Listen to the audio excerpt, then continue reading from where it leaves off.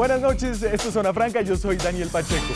Y hoy las dos noticias que realmente importan en Colombia, lo que no necesariamente quiere decir que sean las más importantes, son obviamente noticias que no han sucedido. Estoy hablando, por supuesto, de la aún no clasificación de Colombia al Mundial, con el empate con Brasil, todavía falta, y de la aún no visita del Papa, que llegará mañana a Colombia y se quedará hasta el domingo. Y aquí hago una parte. A propósito, les adelanto que en Zona Franca no hablaremos de otra cosa que del Papa desde mañana y hasta el domingo. Y ya que estamos en modo de Papa Pauta, no se pierdan, por favor, el cubrimiento especial que hará el canal Red Más durante todo el día, incluyendo en su alianza con Caracol Radio, con Darío Arizmendi desde las 6 de la mañana. Y como este es un programa de política y yo no sé nada de deportes, entonces les voy a hablar un poco del ambiente en el país a la expectativa de la llegada del Papa. Y por más que la visita de Francisco a Colombia sea un evento de proporciones espirituales enormes, y lo es porque llega a un país donde hay 45 millones de católicos, a un país al que viaja exclusivamente y se queda durante 5 días, llega a un país donde hace más de 3 décadas no había una visita papal, llega a un país como el primer Papa latinoamericano. Por más que la visita del Papa es en esencia la de un líder religioso, es una visita con un clarísimo carácter político. Llega Francisco a un país dividido. Y aquí yo le voy a dar crédito a quienes dicen que Francisco lo hace intencionalmente. A quienes leen en la decisión de Bergoglio de venir a Colombia 10 meses antes de las elecciones presidenciales, durante los estertores de la presidencia Santos, con un lenguaje evidentemente politizador, a quienes leen aquí una intención evidentemente consciente de lo que significa en la política doméstica colombiana. Les recomiendo a propósito el análisis del español Yago de la Cierva en el especial sobre el Papa del diario El Tiempo. Es lo mejor que he leído de la visita del Papa en clave política. Y es que, para pesar de quienes critican que la visita del Papa está siendo usada por la presidencia Santos en contra de la voluntad del Papa, está lo que ha dicho el mismo Papa al respecto. Por ejemplo, lo que dijo ayer en un mensaje a los colombianos antes de su visita. Demos el primer paso. Una paz estable, duradera. Entonces, ustedes dirán que la paz estable y duradera puede ser una expresión muy católica cualquiera, que no significa nada más. Es más, dirán, y creo que con toda la razón, que el Papa debería estar mucho más cerca a Álvaro Uribe, un político conservador en temas sociales como la Iglesia Católica, un político al que uno le cree realmente cuando dice que es católico, no como a Santos, por ejemplo, un político más parecido a los católicos colombianos de provincia. Pero aquí es difícil dejar pasar lo evidente de la alusión tan cargada a una paz estable y duradera. ¿Dónde será que la hemos oído antes? Estamos muy cerca de lograr la paz. Una paz estable, duradera. De una paz estable y duradera. La paz sea estable y duradera. Para que esa paz sea realmente sólida, estable y duradera. Y esto sí es realmente paradójico, que el Papa entre Uribe y Santos esté más cerca de Santos. Y además no tema hacerlo evidente, más cerca al político de mundo, al católico solo de labios para afuera, al liberal relativista, al que pactó con los comunistas ateos de las FARC, que a propósito también están en fila para ver al Papa. En últimas, la apuesta del Papa Francisco parece ser mostrar que se puede poner la camiseta de Santos y al mismo tiempo se puede poner la camiseta de todos los colombianos, incluyendo a Álvaro Uribe, a quienes piensan parecido a él. Si lo logra, esto será evidentemente un milagro enorme, no tan espiritual, pero sí un milagro político. Tal vez el milagro que necesita Colombia. Aquí arranca Zona Franca.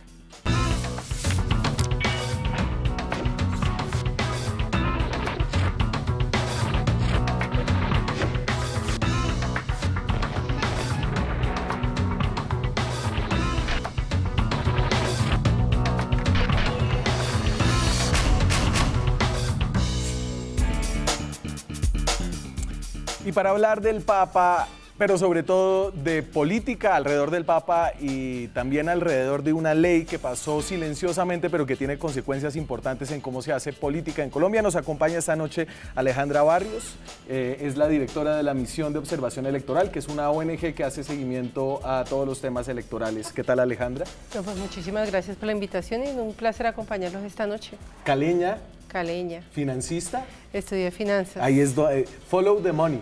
Sí, exactamente, en esas ando. El senador Alfredo Rangel del Centro Democrático es economista, politólogo. Antes de ser político era académico. Así es. ¿Y cómo le ha ido en la política? Bien, digamos que tiene su lado muy interesante salir de la academia donde pues solamente se especula meterse a la política activa, vibrante, del día a día, con capacidad de injerencia en los asuntos públicos reales o por lo menos de hacer una oposición sensata y razonada. Eso tiene su encanto, aunque obviamente también tiene muchas desilusiones. Una oposición que ahí pasa proyectos importantes, proyectos que pasan sin mucho ruido, del que hablaremos más adelante. Un proyecto que por primera vez pone cárcel para quienes compren votos en Colombia. Antes de eso, estamos en modo papa. Mañana llega Francisco a Colombia, es inevitable caer en esta discusión que tendremos durante toda la semana, pero hoy hay un abrebocas político alrededor de la visita del Papa Francisco y es si se está politizando indebidamente esta visita o si el mismo Papa lo está haciendo. Y yo aquí me remito a un tuit de Álvaro Uribe del 22 de agosto que parecía ir en otra dirección. Y entonces decía el expresidente: recibiremos con respeto y devoción a su santidad Francisco en los actos litúrgicos, haremos a un lado el tema político. Sin embargo, antes de venir a Colombia, el Papa sale con esto. Atendamos las enseñanzas del Papa Francisco. A eso invito a todos los colombianos, a atender las enseñanzas del Papa Francisco y demos unidos el primer paso hacia esa reconciliación. Demos los 10 pasos hacia ese amor que nos va a permitir construir un mejor país. Colombia está lista, estamos listos para recibir al mensajero de la paz. Evidentemente ese es el presidente Santos, no el Papa Francisco. El presidente Santos utilizando, dicen algunos, indebidamente la visita del Papa para hacer política. Antes de ponerle al Papa, Alejandra, ¿a usted le parece que aquí hay una transgresión como de ese pacto que había planteado el presidente Uribe el 22 de agosto? Pues, bueno, no sabía que había planteado el presidente Uribe un pacto. Igual la visita del Papa a Colombia para los creyentes es una visita muy importante en el escenario político y más cuando estamos a un año de elecciones. Venga el Papa, un extraterrestre, llueva, truene, no importa lo que pase, todo se va a relacionar con el proceso electoral. Lo que yo sí creo es que debe haber un profundo respeto para aquellos que son creyentes, que están esperando como con mucha emoción, con esperanza la visita del que es, además de una figura política muy importante, una figura espiritual para los católicos. Entonces, a veces lo que veo es que caemos en el provincianismo de escribir cartas, hacer comentarios, todo frente al Papa, y creo que realmente esa figura es mucho más importante de la forma tan provincial como a veces nos aproximamos al mensaje que él trae. Alfredo, ¿usted le parece que se está utilizando al Papa con fines políticos, sobre todo de parte del gobierno? Yo creo que es evidente que el gobierno, pues, y el presidente Santos en cabeza de él están tratando de ligar la visita del Papa y el mensaje del Papa al tema de la paz, de los acuerdos de paz, de la reconciliación derivada de los acuerdos de paz, etcétera. Claro, de una manera muy ambigua, a veces muy sutil, pero es evidente que esto tiene una connotación política, un afán de instrumentación política de parte del gobierno. Yo creo que eso lo ven los ciudadanos con toda claridad. ¿Y no ayuda un poco el Papa, por ejemplo, en lo que veíamos aquí en la introducción, donde habla de dar el primer paso hacia una paz estable y duradera, una expresión que casi parece patentada por Sergio Jaramillo y por el presidente Santos en los acuerdos de paz con las FARC? Es decir, ¿es el Papa el que está haciendo política? Pues el Papa es un jefe de Estado también, ¿no? No hay que olvidarlo, tiene esa doble condición, no solamente es un guía espiritual de los católicos, sino también es un jefe de Estado. Y como tal, pues es inevitable que se meta en política. La Iglesia Católica desde su nacimiento ha hecho política, ha estado al lado del poder la mayoría de las veces o en contra del poder en algunas otras ocasiones, o fue un poder terrenal durante todo el medioevo, durante centenares de años, fue el principal poder terrenal y político en muchos países de Europa. Así es de que, digamos, lo que está haciendo el Papa o el Vaticano en Venezuela, que es para algunos pues conectar con la dictadura de Maduro, propiciando cierto diálogo, no criticando los excesos de esa dictadura, etcétera. Eso es política, eso es política.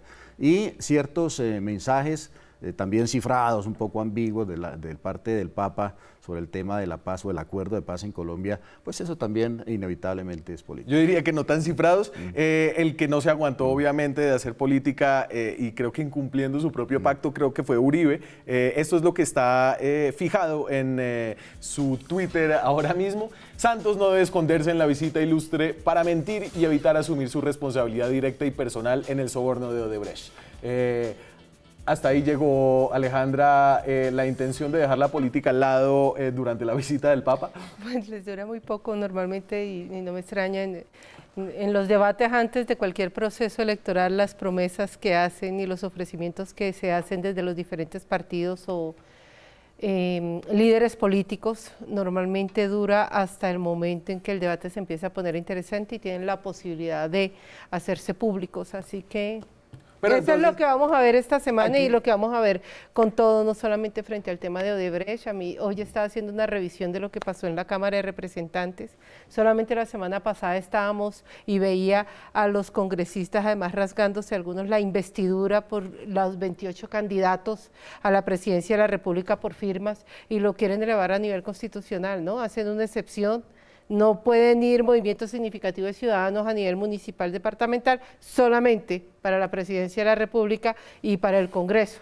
Entonces, pues yo los veo y una cosa es lo que dicen, otra cosa lo que hacen, y ahorita que entremos en materia creo que vamos a empezar a ver cómo funcionan esos mundos paralelos de la política.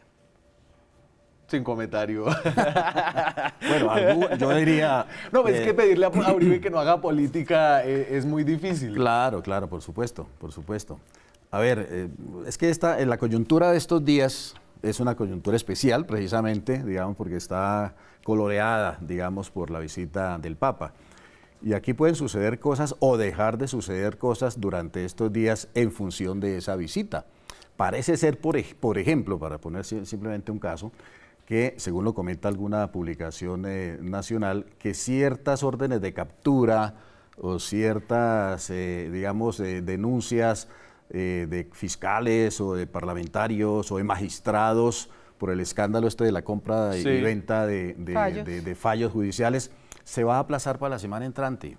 O sea, que no le van a echar la mano a Bustos y a Tarquino y a Ricaurte. No sé si esos son los nombres a quienes no les van a echar mano, pero parece ser que van a haber muchas decisiones o algunas decisiones judiciales que se postergan, simplemente porque la visita del Papa pues absorbe, en primer lugar, absorbe toda la atención de los medios de comunicación, claro, y esas capturas o esas nuevas denuncias quedarían absolutamente opacadas. Claro, que cómo se va a lucir el fiscal a la opinión pública. Se comprende que ahí también hay una labor pedagógica, de alguna manera, de la Fiscalía.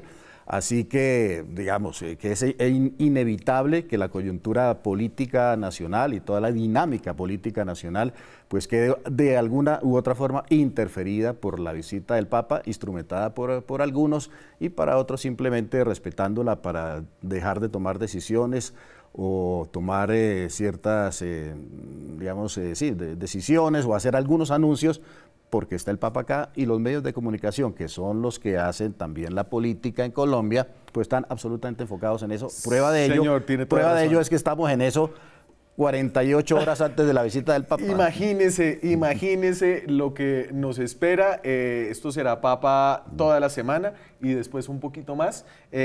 Papa y pospapa, y después el análisis de la visita del Papa y del impacto de la visita, y lo que pasó y lo que no pasó. Estamos en el prepapa, vendrá el Papa y después el pospapa, sin lugar a dudas. Y entonces, para que se queden con un poquito de hambre de Papa, vamos a la calle. Lo que dice la gente en medio de esta crisis crispación política, la gente está un poco temerosa o está ansiosa por la visita del Papa, teme que esto se vuelva un tema político. El Papa va a entrar en competencia con Álvaro Uribe. ¿Qué dice la gente en la calle?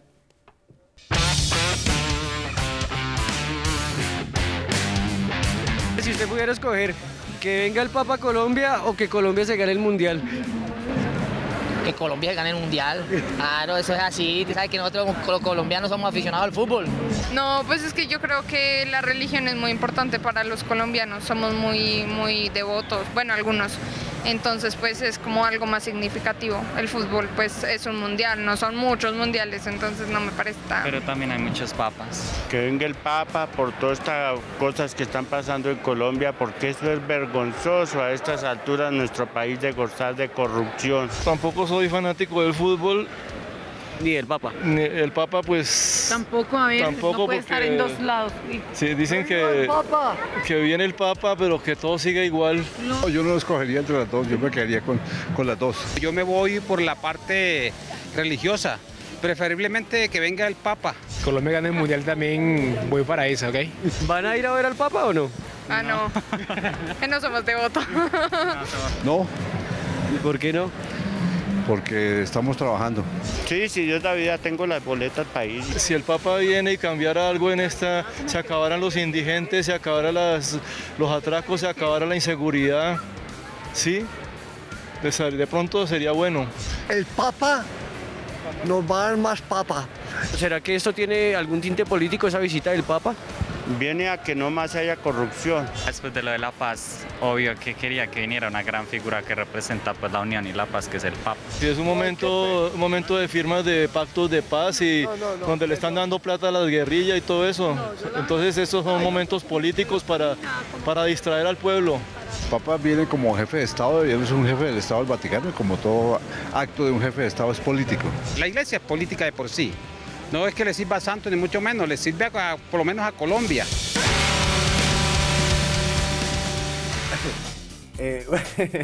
¿Usted qué decía? ¿El Papa va a acabar con los indigentes? Sí, que viene el Papa, no Dios.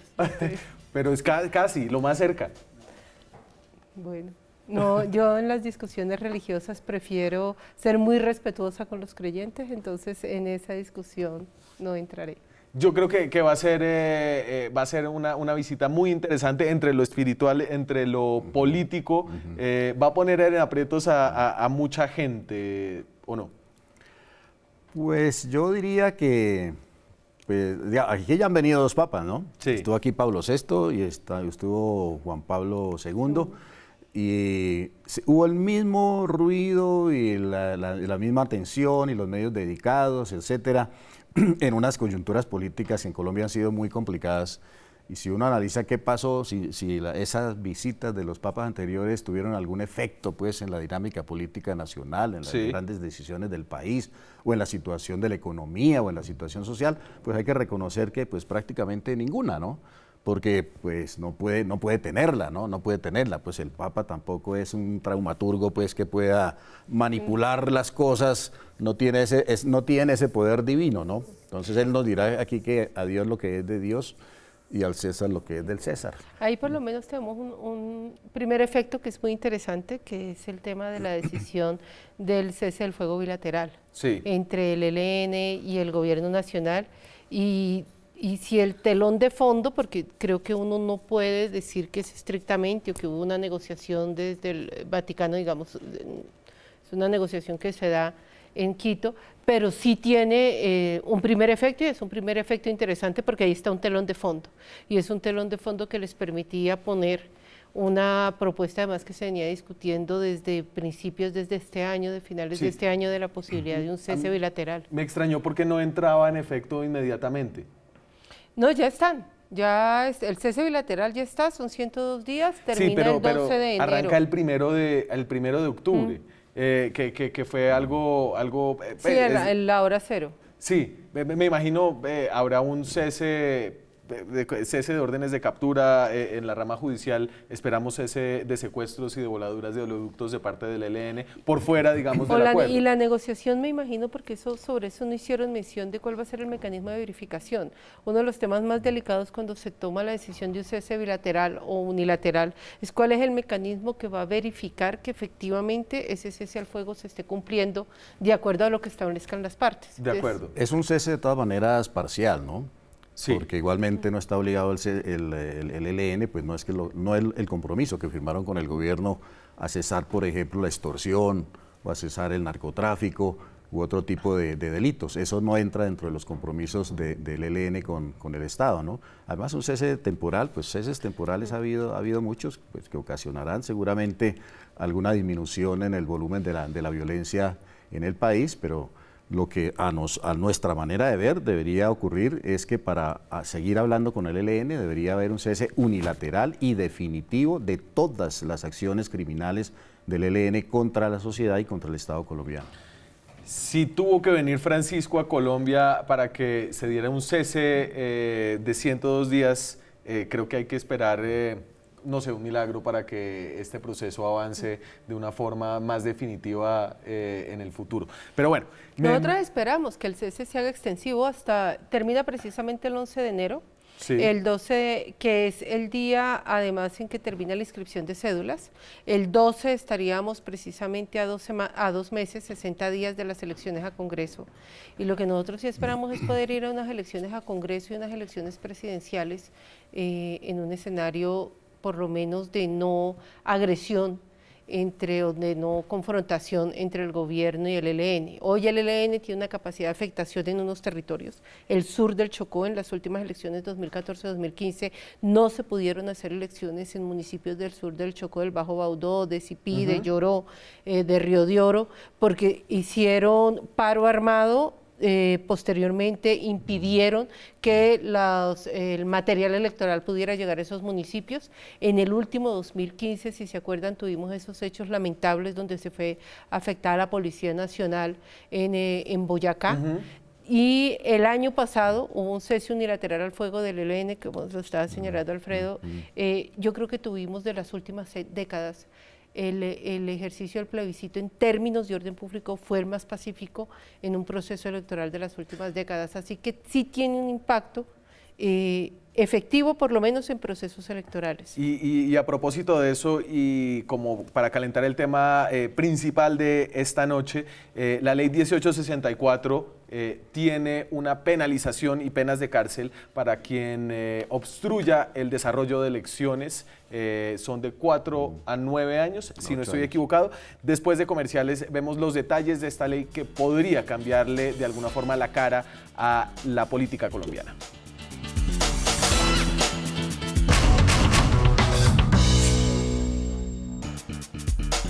Seguimos en Zona Franca, son las 9:28 de la noche, estamos en directo desde Bogotá hablando de esta ley que pone y endurece y tipifica varios delitos en el ámbito electoral que antes no existían y eso es parte de lo increíble de esta ley, cómo pasó de forma silenciosa. Esto dice Andrés Barreto. Andrés Barreto a través de Twitter. Efectivamente, Andrés, fue un placer tenerlo aquí la semana pasada. La ley 1864 del 2017 endureció penas por delitos electorales tras episodio de Odebrecht y Prieto. Y aquí la mención de Prieto creo que es clave. Roberto Prieto, estamos hablando de quien fue gerente de campaña de Juan Manuel Santos en el 2010 cuando era uribista y en el 2014 cuando era antiuribista. Roberto Prieto reconoció en medios de comunicación que había recibido dinero de forma irregular de una compañía extranjera de Odebrecht y esto no dio para que le abrieran un proceso por esa aceptación de ese delito electoral. Es porque no existía esta ley. Y quiero empezar con unos delitos que son un poco los delitos de sufragio. ¿no? De convencer a los electores para que voten de una u otra manera. Y son delitos que dan cárcel casi todos unos de 4 a 9, otros de 4 a 8, además de unas multas enormes, por cosas como la siguiente: constreñimiento al sufragante, el que amenace, presione o impida por cualquier medio a un ciudadano el libre ejercicio del sufragio, caso del ELN que hablábamos ahorita. Fraude al sufragante, el que mediante maniobra engañosa obtenga votos. Aquí uno podría decir publicidad engañosa, mentiras en campaña, esto es complicado. Corrupción de sufragante, el que celebre, condicione prórroga o prometa contrato, pague u ofrezca beneficio. Compra de votos, es la típica. No, pero además de compra de votos, sí, es cambio de votos por puestos, sí, ¿no? Y tráfico de votos, el líder que ofrece una cantidad de votos, el que ofrezca los votos de un grupo de ciudadanos a cambio de dinero o dádivas. A ver, usted estuvo metido en la elaboración de esta ley en el Senado, Alfredo. ¿Cómo lograron pasarlo primero? Es una gran pregunta. ¿Y por qué pasó tan de agache? A ver, esta ley fue presentada en la Cámara de Representantes y el propósito inicial era que a los delitos existentes incrementarle las penas de cárcel. Pero el Consejo de Política Criminal, que tiene que ver con estos asuntos, recomendó que eso no era conveniente, por lo cual en la Cámara se limitaron simplemente a ponerle multas, agregarle multas a las penas de cárcel que ya tenían esos delitos previamente existentes. Delitos, por ejemplo, como el tráfico de votos, el voto fraudulento, la corrupción a los sufragantes, el fraude en inscripciones, la alteración de resultados electorales, retención de cédulas, denegación de inscripción electoral, etcétera.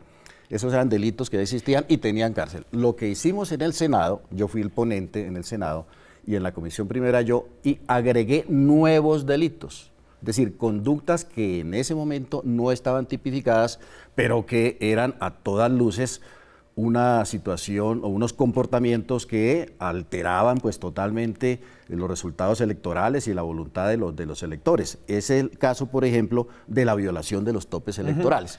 Es decir, aquí se estaba castigando, la situación era de este tamaño de contradicción. Le daban al pobre, digamos, lavaperros que en el día de las elecciones salía con una mochila a comprar los votos, a ese lo podían meter a la cárcel. Pero el dueño de la plata, el que estaba violando los topes, pasándose por encima pues de todas las disposiciones, ahí no le pasaba nada porque era simplemente un tema administrativo que máximo podría de pronto tener como sanción que devolviera la plata. Que devolviera la plata de la reposición de los votos. Entonces, ¿cuáles son los nuevos delitos? Y ahorita voy a los de la violación de topes. Pero espera, entonces te enumero los nuevos delitos, los nuevos, que son los que van a cambiar la dinámica política muy seguramente. Es la violación de los topes electorales, la financiación de campañas con recursos ilícitos y, óiganme bien, este otro, por parte de los donantes a las campañas, quienes no informen. El delito se llama omisión de información de los aportantes, quienes no informen, puede ser un empresario honesto, un pequeño empresario, etcétera, tiene que informar y el gobierno, pues el Ejecutivo tendrá que establecer los mecanismos, informar, yo le pagué esta plata a esta campaña. Porque lo que se está haciendo hasta ahora, por ejemplo, lo que ha pasado, por ejemplo, con la campaña de Juan Manuel Santos. Y espérese, yo le pongo aquí es que daban una plata por debajo de la mesa. Dame financiación, porfa, que lo tengo acá. Que usted se me adelantó, pero está muy bien. No hay ningún problema. Delitos de financiación. Y entonces, estos son los nuevos delitos que entiendo usted se refiere. Financiación de campañas electorales con fuentes prohibidas. Exacto. El gerente de la campaña electoral incurrirá en prisión. Estos son todos de 4 a 8 años. Sí. O sea, daría para que Roberto Prieto le abrieran un proceso penal en la Fiscalía. Sí. Violación de los topes o límites o gastos en las campañas electorales. El que administre los recursos de la campaña electoral que exceda los topes establecidos. O sea, va también el tesorero. Sí. Y tengo omisión de información del aportante, el que no informe de sus aportes realizados a las campañas electorales conforme a los términos. Es decir, aquí el que recibe y el que da, Alejandra. Eso es fundamental, porque normalmente se le estaba pidiendo a los candidatos que informaran. pero no se le está pidiendo a las empresas en los casos, por ejemplo, del Congreso de la República, porque no pueden financiar presidenciales, o no se le está pidiendo a las personas naturales que informen. Si uno tiene la información de la persona natural o jurídica y uno tiene la información del candidato, que lo debe hacer en cuentas claras, además, cruzar esa información nos debe decir si hay alguien que está ocultando lo que está diciendo. Las que salen de personas jurídicas tienen además que salir de manera correcta y quedar en la contabilidad de una empresa. Eso nos debería permitir transparentar la información, excepto en qué casos se nos convierte, mantenemos la dificultad en lo que está pasando ahora, y es que la plata se entrega es en el extranjero. Ahí sí ya no tenemos mecanismos para poderle hacer seguimiento, que es el típico caso de Odebrecht. Ellos encontraron que era más fácil irse a Panamá o a una isla a hacer los intercambios allá de platas y que el otro viera a ver cómo entraba la plata al país.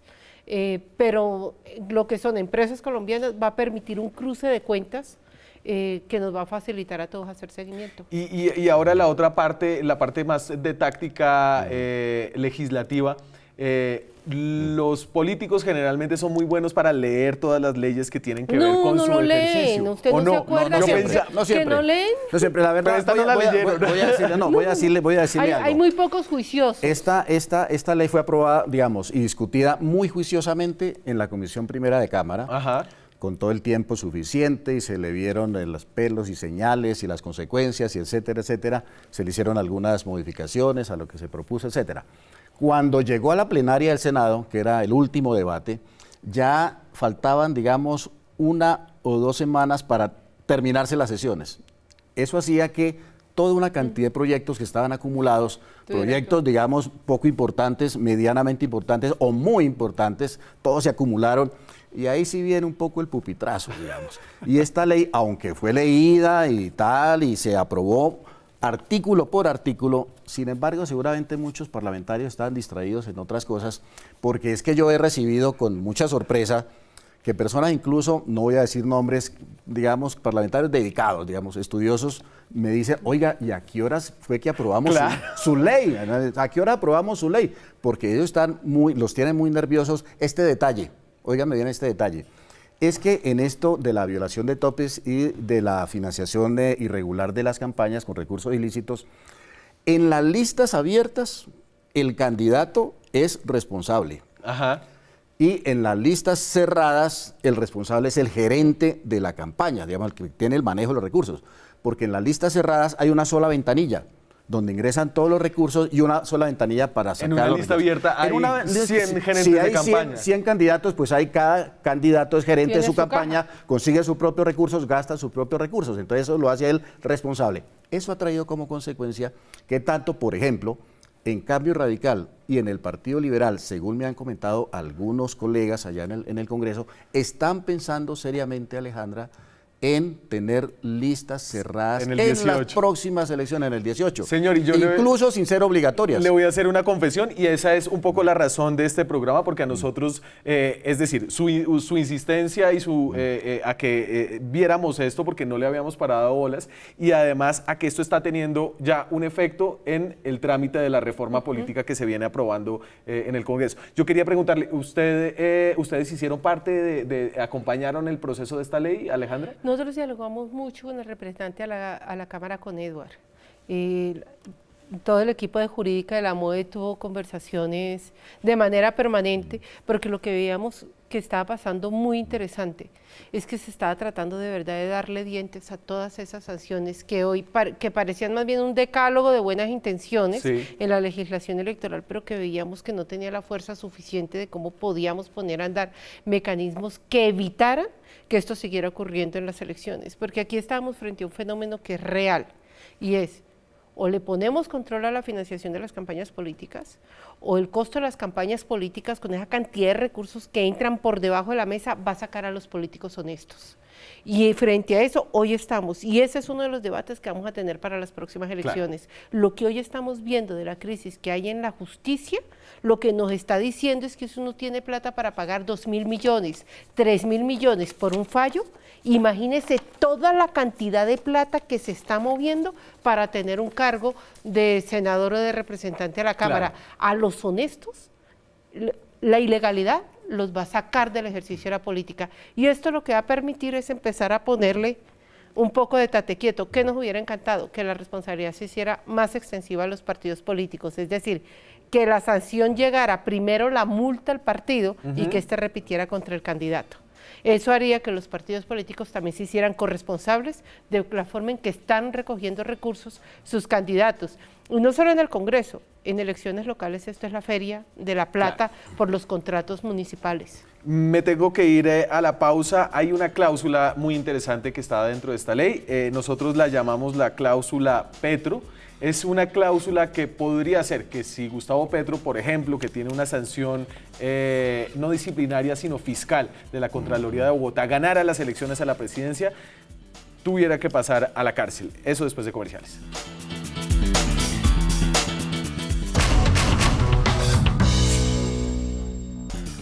Seguimos en Zona Franca, son las 9:43 de la noche. Pueden opinar a través del hashtag Francamente en nuestro Twitter, @ZonaFranca. Estamos hablando de una nueva ley que crea y tipifica nuevos delitos electorales, le da dientes a la Fiscalía, a la Justicia, para meter a la cárcel a los compradores de votos, a los que se exceden los topes de campaña, y también, decía yo, esta cláusula Petro, que lo ponía por lo siguiente, ya les explico, esta es.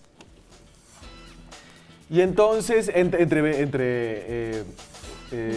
es una pregunta, ¿no? El artículo 389A, elección ilícita de candidatos. El que sea elegido estando inhabilitado para desempeñarlo por decisión judicial, disciplinaria o fiscal, incurrirá en prisión de 4 a 9 años. Y decía que es la cláusula Petro porque Gustavo Petro tiene varias sanciones fiscales de parte de la Contraloría de Bogotá y se está lanzando a la presidencia. Y es tal vez el caso más notorio de una persona que podría estrenar este delito, pero Alejandra, usted me va a decir que esto no está pensado para Gustavo Petro, sino que tiene unos casos mucho más concretos.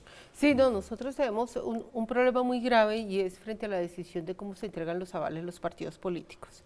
Porque lo que hoy encontramos es que cuando se entrega un aval, un partido político no está perdiendo nada y no tiene ningún tipo de sanción política. Aquí tenemos casos que van desde La Guajira, pasando por Norte de Santander, y hoy en el Consejo de Estado tenemos varios casos. Como Cambio Radical, que habló como aquí Cambio con Radical Gómez. y que a Oneida Pinto se advierten antes, tienen algún tipo de inhabilidad, pero además hay que tener también presente lo siguiente. Antes de entregar el aval, como quiere, es la autoridad electoral, el Consejo Nacional Electoral, el que puede resolver si está inhabilitado o no. ¿Qué decisión toma el Consejo Nacional Electoral? De pasarle la pelota siempre al Consejo de Estado, a la sección quinta. Esto puede demorar 4 o 5 años. Pero digamos que ocurre dentro del periodo que dicen, señor, usted está inhabilitado, sálgase del cargo. El partido pone a otro. No, pues es que esto es una belleza, que era lo que nosotros queríamos que se cambiara en la reforma política. Mira la forma en que se sanciona, es un premio para el partido. El partido puso a uno, ese señor se gana una plata porque es reposición de votos, un porcentaje es para el partido. Nombra a uno encargado, ¿no? De una terna que presenta el partido, le seleccionan uno el gobernador o el presidente de la República. Después, ese que está encargado organiza las elecciones. El partido vuelve y presenta a otro, puede que gane, puede que pierde, pero puede volver a presentar a otro candidato. Es decir, en ningún momento el partido político tuvo algún tipo de sanción. Claro. Aquí no está llegando la sanción al partido político, aquí viene una sanción muy fuerte para el candidato, pero hay que mirar toda la cadena desde donde empezamos y empieza porque no tenemos una autoridad electoral con capacidad de tomar decisiones. Alfredo, ustedes no estaban pensando en Gustavo Petro, este artículo de dónde sale. Yo no creo que el centro de estuviera pensando. Estoy seguro que Petro piensa que estaban pensando en él, pero... No, sí estamos pensando en que hay muchos casos, actualmente hay muchos casos y en el pasado también los hubo, de personas que a sabiendas de que tenían una sanción penal o disciplinaria o fiscal que los inhabilitaba para ser candidatos, sin embargo se presentaban a las elecciones y obviamente de pronto pues alguien se enteraba de eso y hacía la denuncia, pero mientras hacía la denuncia podía legislar y podía ser concejal o diputado o senador. Y eso era una burla realmente. Alcalde o gobernador. O alcalde o gobernador también, porque esto es para todos los elegidos, todos los elegidos. Hay otro tipo de inhabilidades, por ejemplo, que son más, digamos, difíciles de controlar. Digamos, una persona de buena fe se inscribe como candidato, pero resulta que tiene por allá un primo segundo o tal, que él se inscribe para el consejo, digamos, pero tiene un primo que trabaja también, digamos, Bogotá es una ciudad muy grande y trabaja en un organismo de Bogotá, entonces estaría inhabilitado porque tiene un familiar en la administración, pero no sabe porque nunca se vio con él o tal, eso es de buena fe. Y hay muchos casos de eso, pero lo que no puede ser posible es que una persona que ha sido condenada a una pena de cárcel o una sanción no se entere. Pues claro que se entera porque pues estuvo en la cárcel, no puede decir que no sabía que tenía una sanción. Ellos, y sobre todo si son elegidos, porque la inscripción es, digamos, hay una enorme cantidad de congestión por ese tipo de demandas y tal, que al final del día, si la persona no es elegida, pues ahí no pasó nada, digamos. Pero si es elegida, si hay un daño a la voluntad de los electores, un engaño a los sufragantes, y eso genera pues todo un costo, pues, porque muchas veces, por ejemplo, si es un alcalde, un gobernador, hay que volver a hacer las elecciones. ¿Y quién paga el costo? Y el daño a la democracia es muy grande. Por esa razón pierde con cara, pierde con sello, porque claro, si ya pasó la mitad de su periodo, entonces pues claro, es el partido que lo avaló. El que reemplaza al tramposo. El partido del tramposo pone al siguiente, el sustituto del alcalde tramposo. Por esa razón fue que introduje este artículo en especial, digamos, tratando también de que la ley dé cuenta de nuevas conductas. Seguramente cuando se hizo el Código Penal hace 20 o 30 años y establecieron los delitos anteriores como el tráfico de votos, etcétera, esto no sucedía, pero ahora está sucediendo, la violación de los topes. Las campañas se han vuelto muy caras, entre otras cosas precisamente porque dicen los políticos, no me cuento entre ellos porque yo estoy ahí casi que accidentalmente en una lista cerrada donde nosotros no manejamos ni conseguimos plata para la campaña ni nada, sino esto fue una cosa un poco más organizada, de hecho fue la única lista cerrada en el Congreso, pero dicen ellos que es prácticamente imposible una campaña al Senado que se haga hoy en día sin la violación de los topes, la mayoría, pues, ¿no? Habrá otras campañas, pues, de gente que tiene una gran votación de opinión, etcétera, que no necesita volar los topes ni tiene la intención de hacerlo porque es gente honesta, pero sí hay muchos que se pasan por la faja, como se dice popularmente, los topes, y eso les da una ventaja enorme con relación a la gente honesta y a la gente pulcra que quiere respetar la ley. Entonces, esos deshonestos tienen la ventaja de que pueden hacer lo que se les dé la gana y estaban hasta ahora protegidos y simplemente tenían una sanción pecuniaria por ahí de alguna multa. Yo creo que, a ver, aquí hay que hacer un poco de historia para ver si había un partido de Colombia que estaban dando de almuerzo para que ustedes lograran pasar esta ley sin que se enteraran. Estaban deprisa. Estaban deprisa pupitreando. Ni siquiera, digamos, nosotros los medios no acompañamos esta ley, la sociedad civil acompañó muy poco esta ley. Sobre todo un trabajo como de lectura de cuáles eran las propuestas que se estaban pasando y sugerencias. Esta es una herramienta, es decir, de este cuatrenio, Alejandra, usted puede pensar en una herramienta más importante que se haya dado en el Congreso de la República para regular la política electoral, digamos. No, yo creo que es esta y yo creo que la última del que tengo memoria muy fuerte, que fue de verdad un avance importante, fue la que tenía que ver con responsabilidad política de los partidos, la 1475, donde, digamos, se establecieron sanciones muy fuertes, pero además toda la reglamentación, digamos, la verdad la 1475 es las reglas de juego hoy de los procesos electorales con sanciones también fuertes. Sin embargo, seguimos hablando de reforma política cuando regresemos de comerciales. ¿Por qué esta ley está ayudando al gobierno a pasar algunas de las propuestas más polémicas de la reforma política? Por ejemplo, la lista cerrada.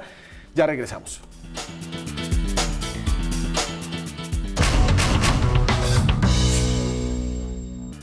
Nos quedan 4 minutos para las 10 de la noche. Estábamos hablando, mientras la promo, péguense a la programación de Red Más, la visita del Papa, mucho Papa, perdón, no voy a decir Batimóvil.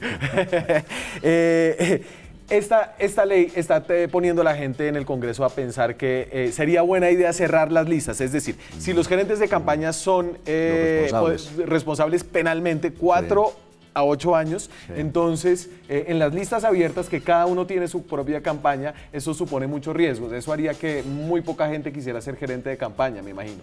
Pues lo que exige es tener gerentes de campaña de verdad y no firmones de cheques y jefes de relaciones públicas, lo que significa igual que alguien que tiene una gerencia o la personería jurídica, digamos que es el responsable de una entidad, pues tiene que ser responsable de cómo administra una campaña electoral y eso significa tiene que saber quién está dando plata, cuánta plata, en qué se está gastando la plata. Y ese es un principio básico de gerenciar con transparencia una campaña política o una empresa. O sea, Alfredo, el problema con la reforma política decía, nunca van a dejar en el Congreso cerrar las listas porque es mucho más fácil, se necesita un proceso de democracia interna dentro de los partidos y ahora parece que las quieren cerrar ya para dentro de 10 meses.